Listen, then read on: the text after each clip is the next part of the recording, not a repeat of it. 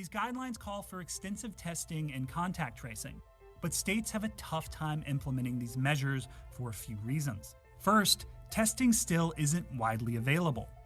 One analysis in late May concludes that 53% of US counties don't have a testing site. And this lack of testing disproportionately impacts minority communities. Second, reopening states don't have the resources to trace infections. A recent analysis finds that Florida's Department of Health needs 33,000 contact tracers. The state currently has just over 2,300. Officials warn that bars, restaurants, and summer gatherings are ground zero for infections, as asymptomatic young people drive a surge in new cases. Protesters demonstrate against police violence and institutionalized racism, as the virus continues to disproportionately affect minority communities. And by the end of June, the epicenter of the outbreak shifts to the south and west, as cases spike in Florida, Texas, Arizona, and California, and forces some states to roll back or slow down reopenings. We are now having 40,000+ new cases a day. I would not be surprised if we go up to 100,000 a day if this does not turn around, and so I am very concerned.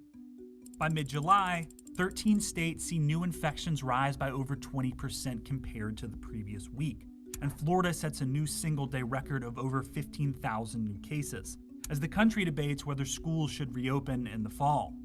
The coronavirus outbreak in the United States has proven difficult to manage, and so it's difficult to predict what will happen next.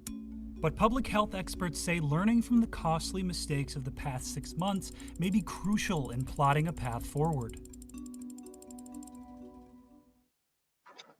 Next slide, please. In mid-January, a hospital in Everett, Washington, announced a patient had tested. So let me just reiterate, the reason I showed you this video clip is to remind ourselves of the past 18 months, how we ended up with trillions of dollars affecting our economy, 700,000 people dying, 33+ million people infected, children with severe mental health problems, and adults with mental health problems. One of the best books that I've read recently on the early days of the pandemic is this book by Michael Lewis, The Premonition, and I would strongly recommend it. Next. So what Michael Lewis clearly states is that the Centers for Disease Control has been politicized since the Ford administration. During President Ford's administration, there was a swine flu epidemic and an attempt at mass vaccination, which was halted because there was an outbreak of ALS, amyotrophic lateral sclerosis, which was directly due to the vaccine. And from that time on, from the Ford administration, the directors of the CDC were appointed by Congress and the White House, and the CDC became heavily politicized, whether it was a Democratic or Republican administration, and we can go into that in more detail. I was at the CDC during the Reagan administration, and I can tell you stories about what happened there. Next. It's very interesting to me that George W. Bush, during one of his early summers as president, read The Great Influenza by John Barry. He then instituted a policy and changes and brought in committees and experts to think about how the country would respond if there was another pandemic.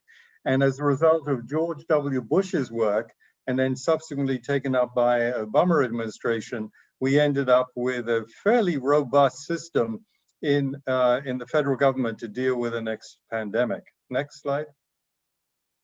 And what Michael Lewis clearly indicates that we've underfunded our public health system, and I'll explain that in a few minutes. Next slide. This is the most remarkable TikTok video that I've ever seen that I got the hint from, and what you're about to watch are Chinese military people in Wuhan soldering the doors of apartment complexes so people could not exit their apartment complex. And this was occurring in January of 2020, when the Chinese government was telling the world that there was no person-to-person spread. They were soldering the doors of apartment complexes. Could you run that, Elliot, please? 把门弄都焊死了，不让出屋了。下一个就是我们6号楼了，就是我家了。这7号楼的门都焊死了，你想出来，就留一个小窗户送菜，还要付钱呢，还卖烟呢，你看去吸烟。Can you imagine living in an apartment building and you wake up or you get up in the morning and find out that the front door of your apartment complex is soldered shut? Next slide, please, Elliot. 把门弄都焊死了。Okay, so what are the theories of COVID-19 origin? There's been a lot recently in the papers. Next slide. Next. So the leading theory until recently was that it was a bat zoonotic spillover jumped from animals to humans, and the intermediary was a pangolin or a civet, and that was the wet market. I have to say that I was one of the people who felt that was the most likely, and I may have actually given that explanation in an early presentation. I have totally changed my mind. Next slide. They are in Wuhan, and this doesn't come through in the press. There are actually 3 virology institutes in Wuhan. One is the Wuhan Institute of Virology, which we've heard a lot about, but there's a Wuhan Centers for Disease Control, which also does virological research. And there is also a biological military institute that's attached to the Wuhan Institute of Virology. So when we think about this complex of biological research centers, there are actually 3 of them. Next. Next.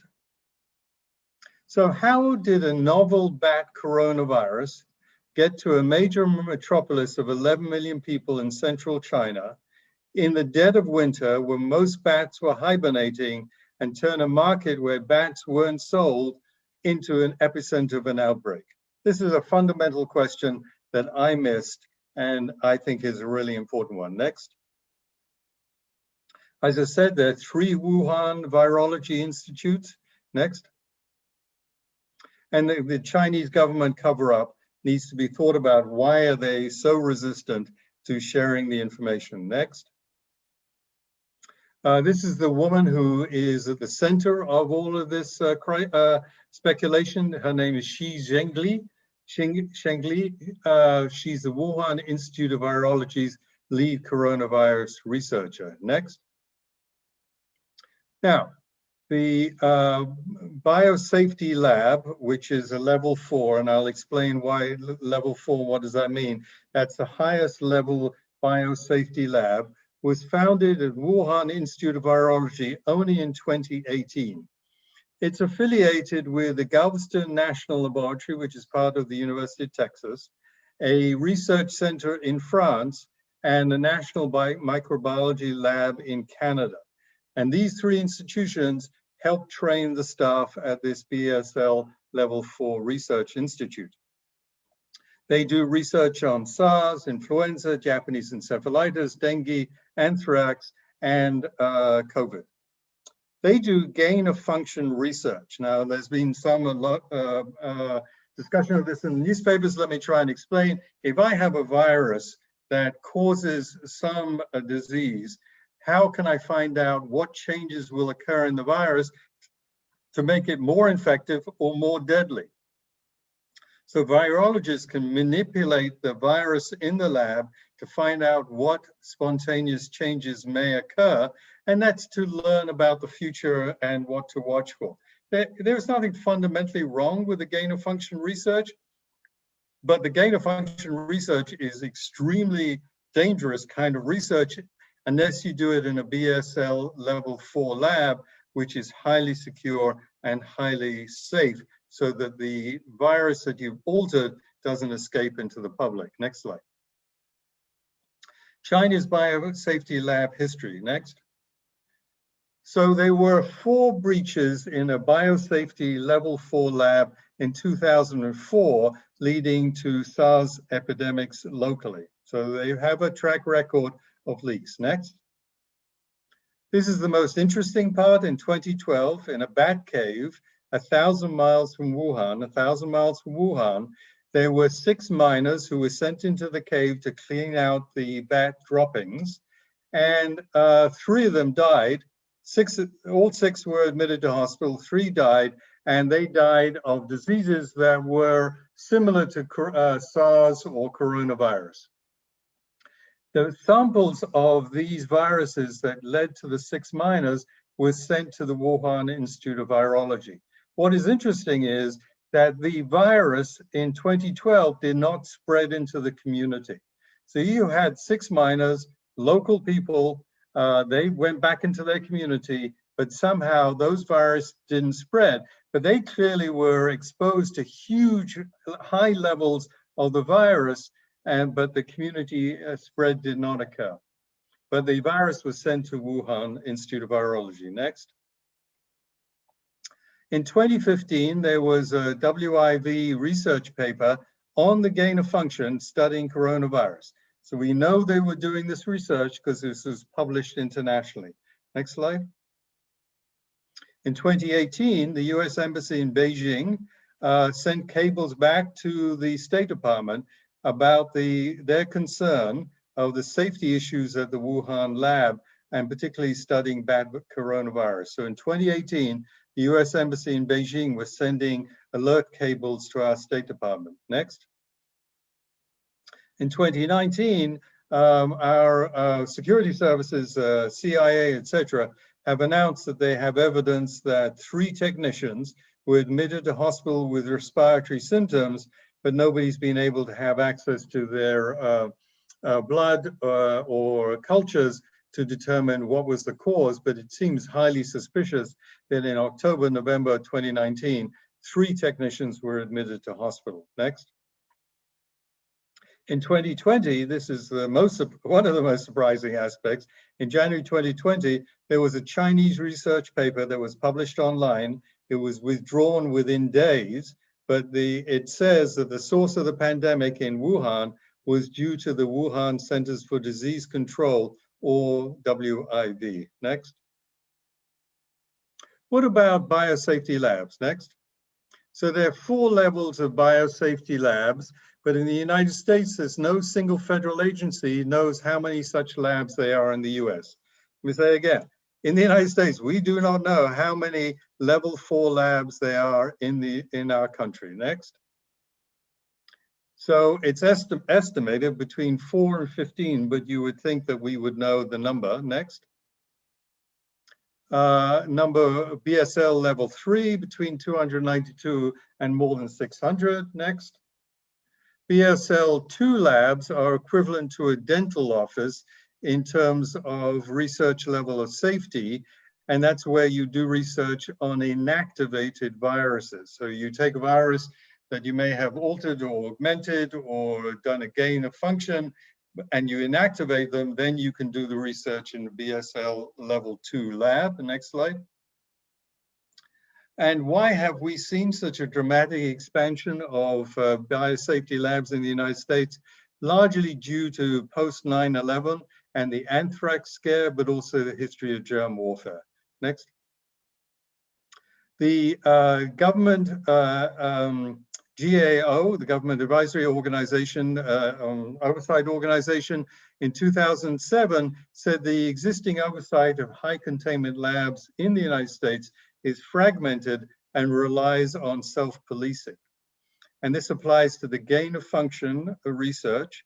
And this GAO report in 2007, so that's 14 years ago, noted that there is a problem where they have done gain of function research, but failed to appropriately inactivate the organism, and then did research in BSL level 2 labs. This was going on in the United States.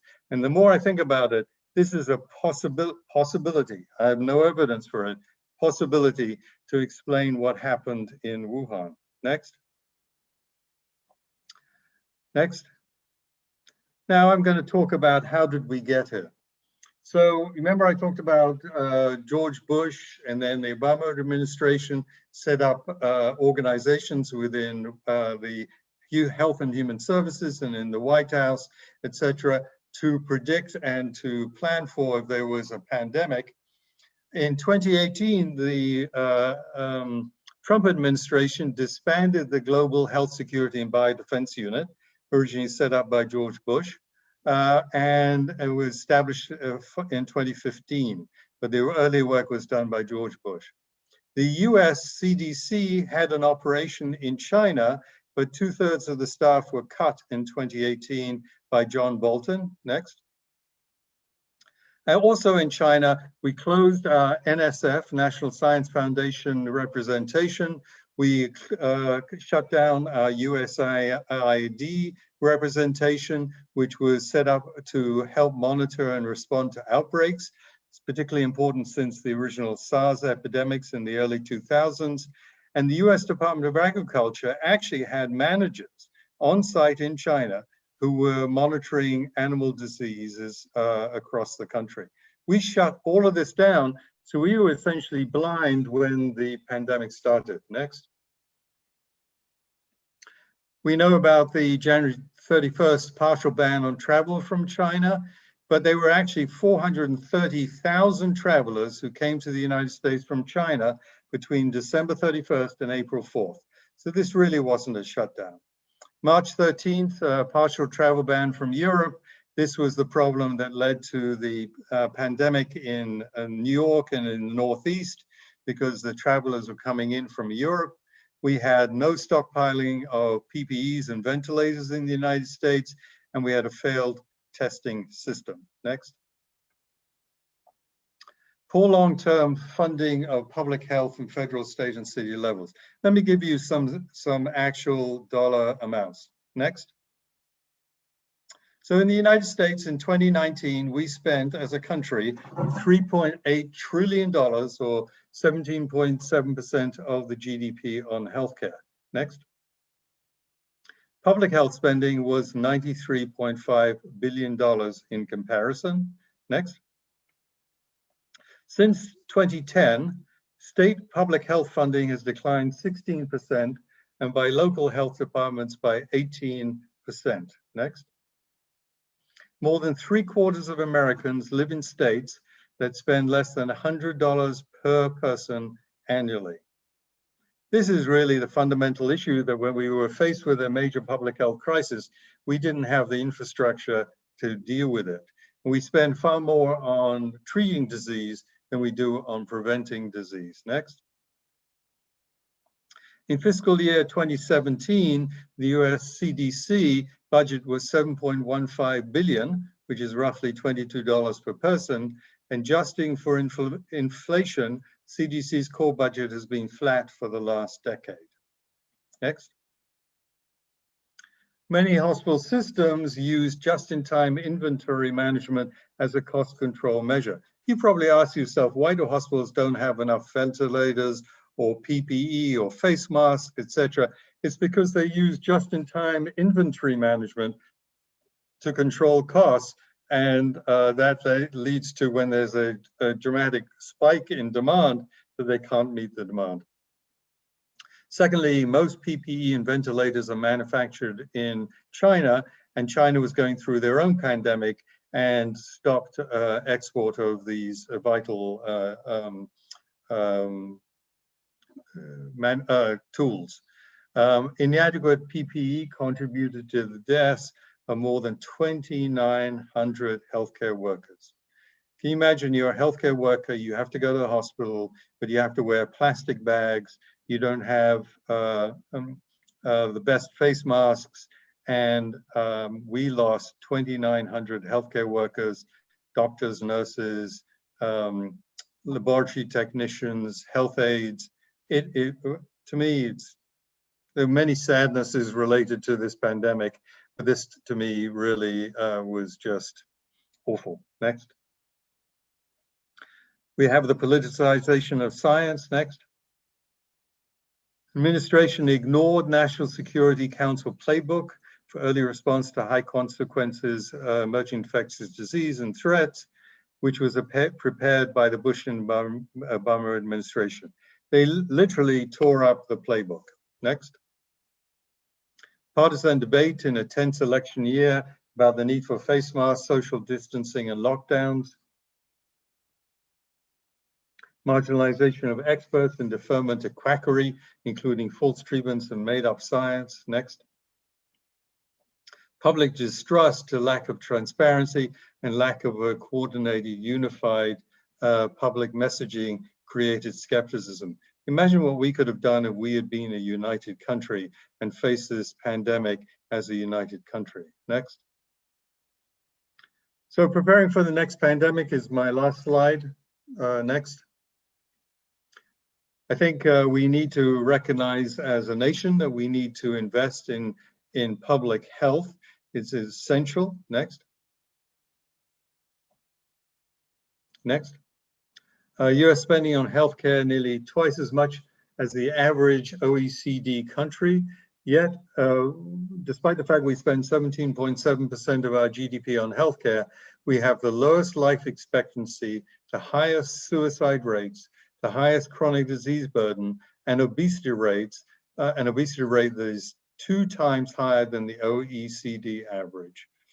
Something really wrong in the equation of the amount of money we spend on healthcare per year, but yet we don't seem to get value for our investment. Next.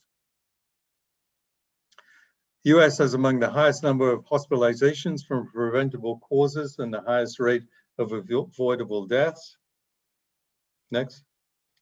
Our society faces many challenges, including global warming, bioterrorism, healthcare quality, population aging, healthcare financing, and chronic diseases such as diabetes.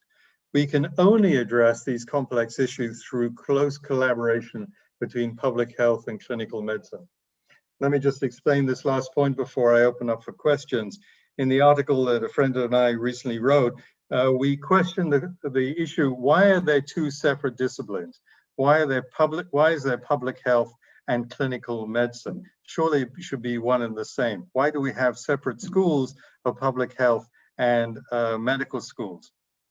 This is really, in our mind, in my mind, a major issue. Surely every physician should be dedicated and trained to prevent disease and should have the tools created by public health to be able to do this. And the division which occurred in the early 20th century between public health and clinical medicine, we believe has been shown to be a failure as a result of this pandemic and our inability to manage this pandemic. In our article, we went into many reasons to prove this point, but that was the genesis or the thesis of the article we wrote. So with that, Elliot, you can turn off the slides and open to questions. I don't see any questions in the chat room, but I will ask a question to get things going. And my question to you, Ben, is last year there was virtually no seasonal flu. And I find that kind of puzzling. And I wonder why there was no seasonal flu last year, unless the statistics were just buried because of the coronavirus. And also, there seems to be a prediction that seasonal flu will come back in great force for this coming year. And I wondered if you could comment on that issue. So there was a good report that came out of the CDC on this. It's somewhat speculative, but I think it makes common sense. First of all, we had a lockdown, so there was less community transmission of the virus. People were wearing face masks, kids weren't in school, and we know that the kids are easy transmitters of the flu, the influenza virus. And last but no means least, I think more people were vaccinated against the flu, influenza, than occurs in usual years. So I think for all of those reasons, we can understand why influenza was less pandemic last year than usual. Okay, great. There is a question in the chat room.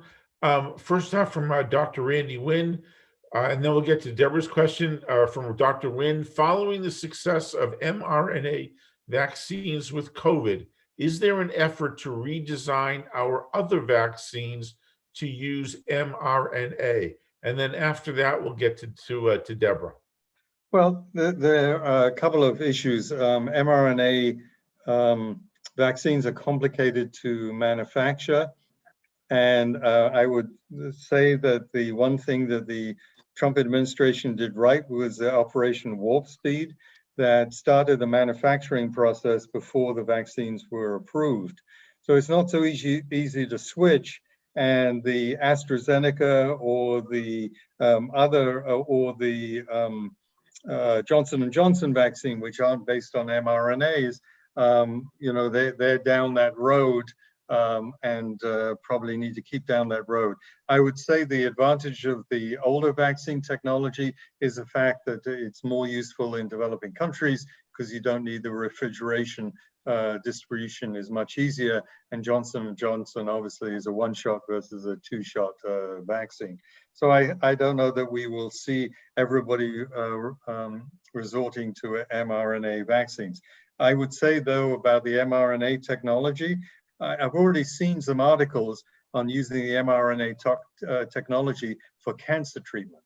I think we're going to see and hear far more about mRNA vaccines for the treatment of people with advanced cancers or even onset of new cancers. And Moderna's already started clinical trials in this, and I think Pfizer is close behind. Thank you. Deborah, you have a question, so if you could unmute yourself and fire away, please. Yes, thank you. Dr. Sachs, you participated in the Moderna clinical trials. Have you received your booster vaccine yet? And when do you think we'll be getting our boosters? So, great question. So, I was vaccinated in August of 2020. And last week, I went to get my antibodies checked because I'm currently traveling and I had to show that I have antibodies. And I have the same level of antibodies that I had back in the fall of last year. So we're almost a year out and my Moderna vaccine is still operative. How long it will last for, I don't know. But at this point in time, I don't need a booster shot. All right. Thank you. And I'm sorry. Please continue, Deborah. I'm sorry. That's okay. And is the Delta variant here now in Florida or in Sarasota? So I don't know about whether it's in Florida or Sarasota, but I did hear today that it's responsible for approximately 20% of all COVID cases in the United States. It's 60% more infective, and it has a higher mortality rate. And clearly the Pfizer and Moderna vaccines and Johnson & Johnson are preventive against the Delta variant, which is great news, but it does mean that those who are unvaccinated, including those who've had previous COVID, are reservoirs for the Delta variant. And I think that has implications for our shul as we open up for the high holidays and how we react to people who are unvaccinated. Thank you. Dr. Sachs, I'm going to kind of modify Jessica Green's question a little bit. You talked about the fact that you just had your antibodies checked, your levels were the same now as they were in September. But what will be the guidelines be to determine when and if a booster will be needed? How is that? What is the program for that, as far as you know right now? So I'm almost a year into being enrolled in the study. I'm still enrolled in the Moderna study, and once a week I have to fill out a questionnaire online. And every month or two I go in for my blood tests. Incredibly careful long-term follow-up of this vaccine trial. And that's why I feel really good about it. And I would guess that as more evidence comes in, that they will begin to see if there's a waning of the antibodies. And don't forget, it's just not antibodies, it's cell-mediated immunity. There's a whole bunch of other aspects to the immune system that are being monitored. If mine begin to wane, then obviously Moderna will announce that the people will require a booster shot. But I think at this point in time, as I said, I'm nearly a year out, and I'm a 70-year-old spring chicken, and I still got my antibodies, so I'm doing okay. All right, next question is from Benjamin Berman. How likely is it that we will face more frequent, widespread pandemics in the future? Well, you know, that's a question that requires a lot of speculation. I would say that if I was in Washington as a health policy expert, I would say we have to prepare for one occurring as soon as possible. And we need to put in place both the pandemic monitoring system. We need to get back our early warning system in Asia and in China. And we need to have the mRNA type of approach geared up in response to whatever new epidemic occurs. And we need to invest in public health. And we need to try and bring our country back together again. I mean, how ludicrous is it that face masks became a political issue? I mean, you know, if I went for surgery and my surgeon wasn't wearing a face mask because the surgeon protested about wearing a face mask, I would go and find myself another surgeon. I mean, as a society, we know why people wear face masks, because we see it in our physicians, in our dentists, and our healthcare providers. Why did this become a political? I mean, we all know why it became a political issue, but it is so frustrating to me as a physician that this happened, and we could have saved so many lives if we had been united as a country. Question from Frank Levy.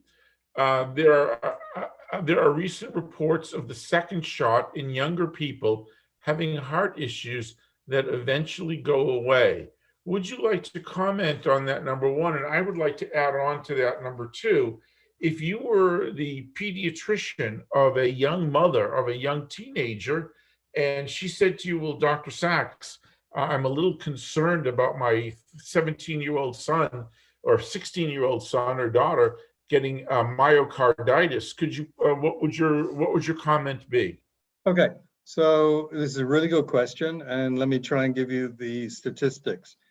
So if I'm a teenager and I get COVID, my chances of having myocarditis, that's inflammation of the heart muscles, or the pericarditis of the lining of the heart, is roughly 2 to 3%. So it's 2 to 3 cases out of every 100 teenager that gets COVID will have cardiac involvement. To date, there are 300 cases, or 1 in 70,000 vaccines, of people reporting to have pericarditis and myocarditis that is transient. So on the one hand, if I get the vaccine as a teenager, I have a 1 in 70,000 chance of getting a pericarditis or myocarditis. If I get COVID, I've got a 2 to 3% chance of getting the same condition. That's why it's certainly important that we monitor these kind of rare events, but we got to keep it in proportion. And if I'm a parent, I would want to know that my son or daughter, age 15, has got a 2 to 3% chance of getting serious cardiac disease versus 1 in 70,000 if they get the vaccine and it's a relatively mild, limited disease. Okay. There was Neil Newman was back on the screen. He did have a question. Elliot told me his hand was up before. Neil, if you still have a question, please unmute yourself and fire away. Okay. Happy anniversary. Thank you very much. So, Dr. Sachs, my granddaughter, who's a junior in college, just left for Israel about 4 days ago. She told me before she left that she was getting tested she had to be tested within 72 hours of getting on the plane. And then she was going to be tested again when she landed. And then in addition, they were going to give her a blood test to see where she stood as far as antibodies. And she's been fully vaccinated. We are planning ourselves to go to Israel during the month of December. And I'm wondering whether I should be, whether Serenay and I should be tested for antibodies. My internist said he doesn't see any sense for that. If granddaughter's fully vaccinated and we're fully vaccinated, why would they need to be tested for antibodies? Okay, so there are a couple of answers to this question. So recently, one of the cruise liners had a trial cruise where they required every member of the crew to be vaccinated. And then they cultured them afterwards. And I think 7 out of 1,500, so a very small number of them, were still carrying the virus. We know that you can carry the virus if you're vaccinated. And that doesn't mean you're going to spread it, doesn't mean you're going to get disease. You probably won't get the disease, but you still may have the virus. So what the Israelis are saying is, we don't have evidence when somebody shows up that they are vaccinated. How do we know they're really vaccinated? And they recently had a terrible time with Jews returning from Russia, 7,000 of them. They claimed they were vaccinated, and there were a whole host of them who were tested positive for COVID. So there's a deep mistrust, which is appropriate. The Israelis are saying we want to test people to make sure that they're COVID negative on departure, arrival, and that they have antibodies before we will accept that they are safe for the community. Israel's had a remarkable response. The number of cases is way down. Hospitalizations are way down, but they've begun to see in a couple of places, Nahariya up north, for example, where they've seen an outbreak of Delta variant. So they are getting nervous as well about people. And Russian Jews come in with Sputnik vaccine, or you may come in with the Soviet, with the Chinese vaccine. Both of those have been shown to be ineffective against the variants. And the Chinese vaccine, as of a report in the last couple of days, turns out to be totally ineffective. It's just, if you're interested in the stats, I was just stunned by the stats of how ineffective the Chinese vaccine is. I guess my question is, do you think my internist is correct in assuming that if we are in fact vaccinated, from our perspective, are we protected, and do we have the antibodies to protect us? And if they need proof, do you know if the Israeli government accepts, your card, that's not proof enough for them? No, the Israelis are not accepting the CDC card. They're not accepting any international lab test like LabCorp. So just go with the program, get tested, and follow the protocol, because the Israelis are being super cautious. They've had a number of fraudulent claims, and they just don't want to get caught out. Okay, thank you. Thank you. Well, you just gave me something to follow up on, Ben, and that is on the Sinovac vaccine. We'll talk about that privately. Are there any other questions? Did I miss anybody? If anybody does, please raise your hand. I see Marty Spector coming in behind his lovely wife, but I don't see anybody with any questions. So I guess with that, I will say thank you, Dr. Sachs, for another wonderful, very clear, concise presentation. And hopefully, with all due respect, this will be the last COVID presentation. And this, we will all see the COVID pandemic in the rear view mirror in the future. So if nobody has any objections, Elliot, shall we close out the meeting now and say Thank you again, everybody, for your participation, and thank you, Dr. Sachs, again. So Okay, good night, everybody. Good night. Good night. Thank you. Good night. Thanks, Good Ben. night. Thank you, Ben. Thank you. Thank you, Marshall.